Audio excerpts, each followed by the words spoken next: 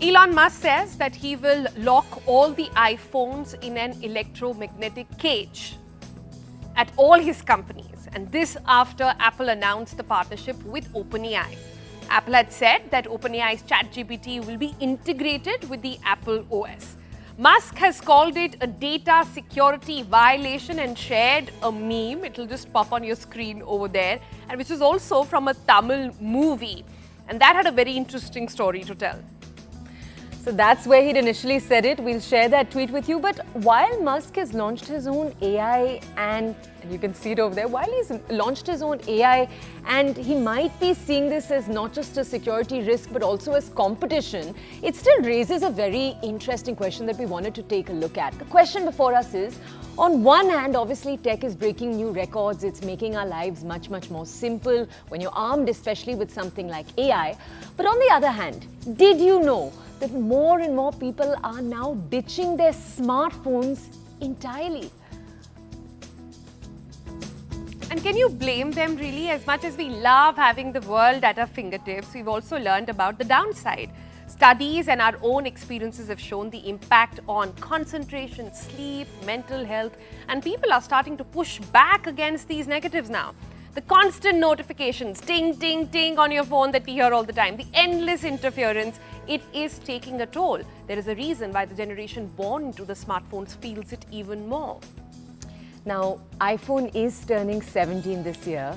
The launch of this touchscreen marvel completely transformed our expectations of what a phone could even look like, what a smartphone could be. We now have a whole generation that's grown up without ever knowing a world without smartphones. So they don't know what different even felt like. Sure, you can install apps to limit screen time. So there are different ways to manage this. But some folks are saying that that's not enough. They're actually taking it a whole other step further. They are opting for dumb phones. Basic devices that let you call, they let you text, set alarms without any constant updates on your phones. Parents are using it to keep their kids focused, and they're also very popular with seniors who want simplicity. Anybody who wants to not spend a fortune on smartphones is also opting for it. And get this, it's becoming a trend among teenagers too. That's what we thought was really, really cool. Many are ditching their smartphones. These are sometimes people who've grown up with them. It's all they've ever seen. But they want to escape social media and they're actually embracing a more minimalistic lifestyle. They're calling themselves new Luddites. And we have two such people right here on the show.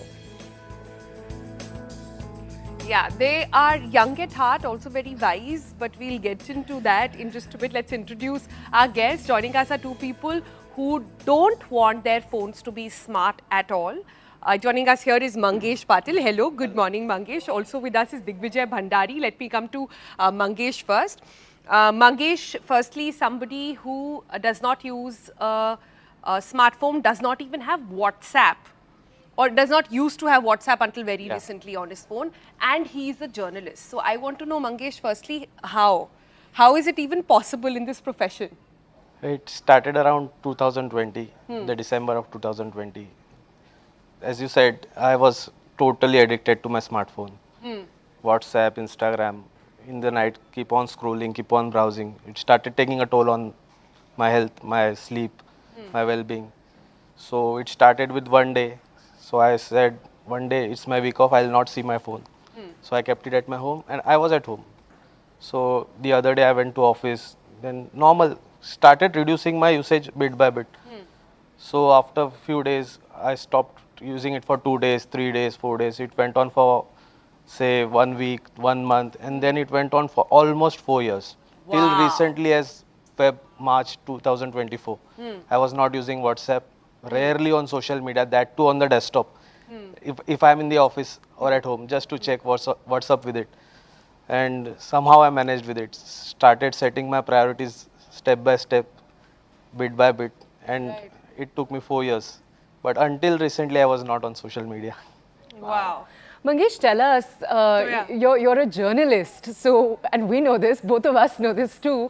It means you're receiving notifications all the time about changing updates, breaking news stories taking place at any moment. Don't you have a sense of FOMO at all that you might miss out on something very important? I did it. It felt so, but somehow, since when I'm in office, I usually log in on the desk. So I get the updates on the desk. And when I leave my office, I usually tried. Initially, I tried keeping minimal contact, but after a long time, then it started being an habit. So I felt left out initially. My friends started teasing me and all, making fun of me.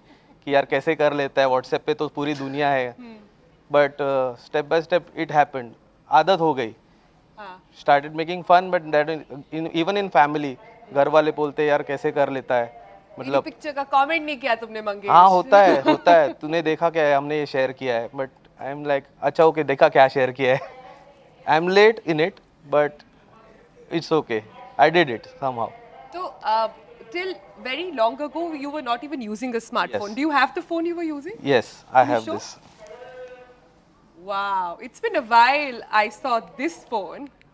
And for our viewers, some of them who have never seen a life even with this phone, that is what Mangesh used to use until very recently. But फिर boss ने कुछ बोला इस वजह से WhatsApp करना पड़ा. मंगेश क्या हुआ? My boss for 4 years he was trying to convince me कि यार व्हाट्सएप पे आ जा व्हाट्सएप पे तो अपना काम चलता है अपना ग्रुप है एंड आई वाज लाइक हाँ होता है ना काम तो होते रहता है मेल पे हो रहा है I am getting updates from my colleagues and all but until recently as March I tried controlling myself but then I said some things need to change and the main reason is UPI payments and all कि nowadays we are totally on UPI India's largest user of UPIs and all so for that reason I changed to smartphone but a basic smartphone not too expensive one just to make some payments and all just to get some mails and WhatsApp but that again minimal use. So, you know, this is quite fascinating because ours is the generation, the millennials, who went from this to this. And now there's a generation which is going back from the smartphone to the dumb phone, which is quite an incredible story. Mangesh, आप कैसे करते हैं हमें नहीं पता, but this is truly very inspiring indeed. Mangesh, Started it day by day. ये ज़रूर पूछना है that phone that you now have, tell us, जो आप अभी मार्च से use कर रहे हैं, उस पे अब आप apps, you know, you said you just do payment, but have you thought about maybe going into an Instagram, a Facebook, a Twitter, because that's what's got us addicted. I do it, but I do it installing and uninstalling. I install it for some time, say one day, a few hours, and then again uninstall it. That's a lot of discipline you're practicing, huh? Cut to people like us who go to our phones to do one thing, and but then because there's a notification, we've been transferred somewhere else, and we don't know what's happening. But Mangesh, kudos to you for what you're doing. But Mangesh is not the only one. We have one more guest, Toya. You know, let's take a look and let's chat up with him as well. Right, so we have with us Digvijay Bhandari. He's been with us since listening to everything that Mangesh has said too. He's the director of BGJC Consulting. It's a boutique consulting firm. And he's a CA by profession. We want to give you all of this context because it's important here. He's again one of those who uses his phone for a very basic set of needs, but no social media on his phone at all. So let's just go over to him to understand what brought his story around. Digvijay, just tell us, firstly, why no social media? When did that decision come along?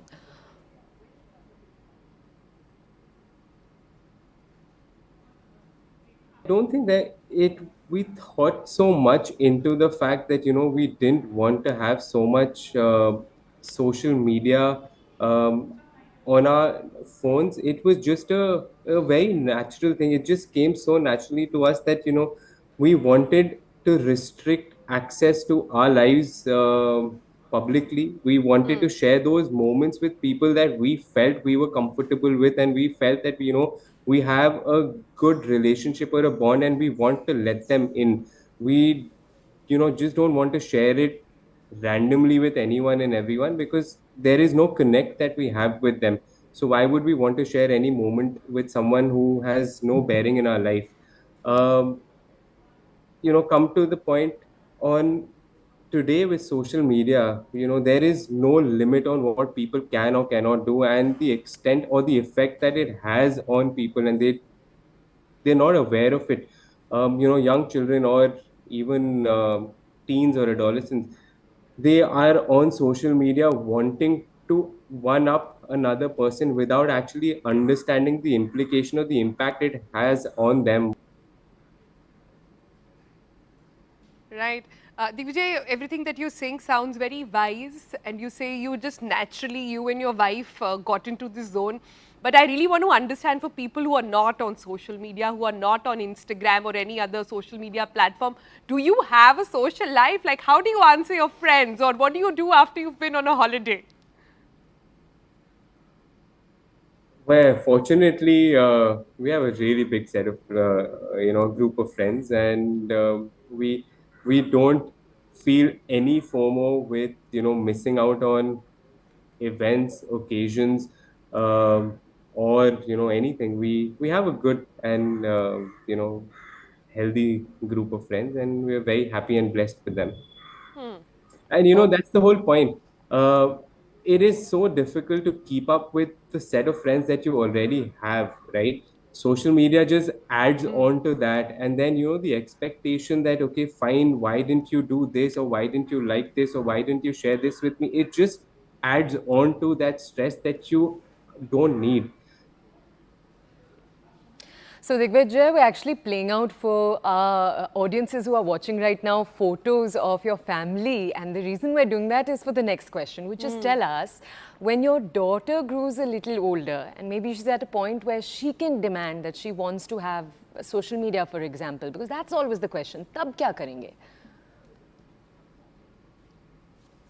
I don't think we'll do much. We'll give her the option and we'll leave the door open for conversations to make her understand as and when, if she thinks there is a need, to see, that this is what we've been doing. This is our experience, and you have to live your own experience and, take it up from there. We can't really force anything upon her, but we can always be there to have a conversation and to help her when she needs us to be there.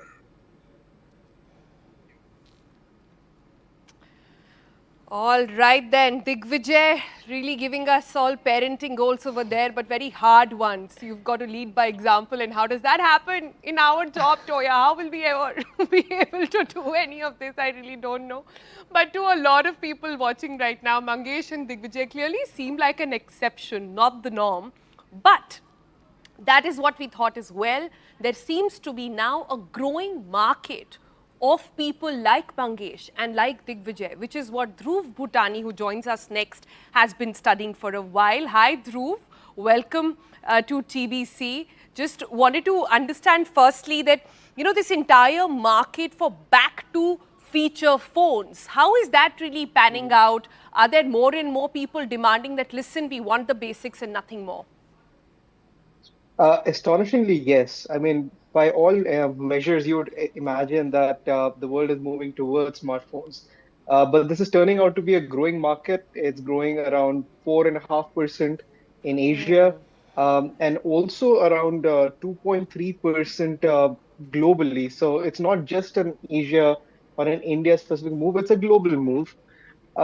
Expected to sell around 2.8 million phones this year, which is a surprisingly large number, Wow. considering that you'd imagine that everybody is on a smartphone already.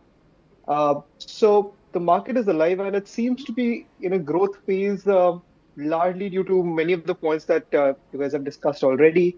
And I think there's also an element of just being jaded by the information overload. Not just social media, just the information overload of using a smartphone. Dhruv, there is that aspect of our careers playing into this. We were just discussing how tricky it is as journalists to be away from phones. You're a techie. I just want to understand, how do you look at this? Is this something you would ever consider doing? To a certain degree, I already do. It's not entirely possible for me to completely switch away from a smartphone, nor do I want to. I like my Spotify. But I mean, it's getting to a point where it's distracting. Notifications, for example, are being abused by a lot of. How many times a day do you get your spam messages from Zomato, from Swiggy, from Blinkit? And if you're constantly being bombarded by those notifications, it's very hard to focus and get work done. And so I'm making use of a lot of the tools built into modern phones, focus modes, modes which will basically cut off access to those notifications. The only apps that are, I mean, only a select few apps like say WhatsApp and email are allowed to send me notifications during work hours. And that's what I'm using to tame and sort of find a balance between a smartphone and a feature phone experience. Right. Right, but Dhruv, also tell us, there are now these new brands that have come out in the market that are specifically offering feature phones or limited access phones. And how do you juxtapose it with, say, the big players? And also, on one end, what I'm trying to understand is, on one end, we are getting AI-powered phones. On the other, we want to go back to the basics. So in this really wide spectrum of choices, where do you think it's really going? Okay, I'll start with a personal feeling about this entire space that the more we move towards AI-powered phones, I see this phone market also growing alongside. There's a growing audience which does not want its data shared, which does not want to be hyper connected. And the result of that is already here. Phone companies like HMD, Nokia, they've been doing retro-themed phones, feature phones for the longest time, and now they're entirely playing to a very young audience, especially with their collaborations with fashion-forward brands, and they're making these feature phones appealing to this audience which does not want to be connected. In addition to that, there are also a few brands like Light. Now it's coming out with its third generation of smartphones, and it does only the basics. So you can do phone calls. It'll give you maps, notes, and a music player. That's it. There are no social media apps. You cannot install them at all. It's got a camera, a very basic camera, so you can take your photographs, and the entire screen is black and white. So that again is entirely tuned to make you cut off from using Yeah. your phone too much. And I mean, there are a few more examples as well. I believe there's a German company called Pumped, which is also doing something similar. Um, and all of that kind of signals that there is enough of an audience for a lot of small scale startups to put in the effort towards a digital detox phone of sorts. Dhruv, can I ask you, because you're a tech journalist, one of the things you're also doing is talking to younger users. So can you tell us the younger users that you're speaking to, in India in specific, because we've looked at this as a global phenomenon, we've spoken to two Indian examples. In the younger Indians that you're speaking to, those who are teenagers, for example, how much are you finding this need? What else are they saying is still needed in this space? Uh, Again, like it's a vocal minority, which is observing the issues around social media burnout, Right. you know, keeping up with everybody, keeping up appearances, and of course, like just the constant bombardment of notifications. I don't think it's a widespread phenomenon just yet. That will take time, and of course, like everybody wants to be the next Instagram sensation. So that is going to take a while. But I am hearing this quite a lot more often than I used to. That this is something that users are trying to do, looking for, maybe not entirely switching towards feature phones. That is not a practical reality for everyone, especially like in India, as we're moving towards UPI payments and all of that. A select few feature phones Yeah. do offer that, but it's still a very compromised experience. But the more I talk to younger users, they are actively looking to cut down the smart aspect of their smartphone using these inbuilt features. या let me take that question to Mangesh actually Mangesh तो अभी तो हमें ध्रुव बता रहे हैं कि ऐसे बहुत सारे ब्रांड्स आ गए हैं जो अब आपके स्मार्टफोन को मतलब आपके डम फोन को थोड़ा सा इंटेलिजेंट बना देंगे तो would you consider buying something like this आपको लगता है कि इससे लोगों का बेनिफिट होगा सबके अंदर आपके जैसा विल पावर तो नहीं है नहीं, इट्स राइट कि होना तो चाहिए. Everyone has to take care of themselves. या अगर ऐसा कोई फ़ोन आए smartphone, so I will definitely try, because considering UPI payments and limited social media. So ऐसा तो एक balance होना चाहिए, which we can do, which everyone should do actually. So there is a life outside social media. So most people miss that. That is the thing I'll do that. Yeah. All right, so that's a quick reality check over there. Mangesh, Digvijay, Dhruv, thank you so much for joining us. And we also want to leave a little bit of a thought in our audience's mind. Now, what do you think about this entire move back to the feature phone and move back to the dumb phone phenomena? Is there something you could try? Please write to us with your feedback. We would love to hear from you. We did a bit of a social experiment yesterday to try and understand and asked people on social media to come back with their responses, and I was stunned. I was really stunned at how many people still use their basic feature phone because they're saying we've just had enough. That's so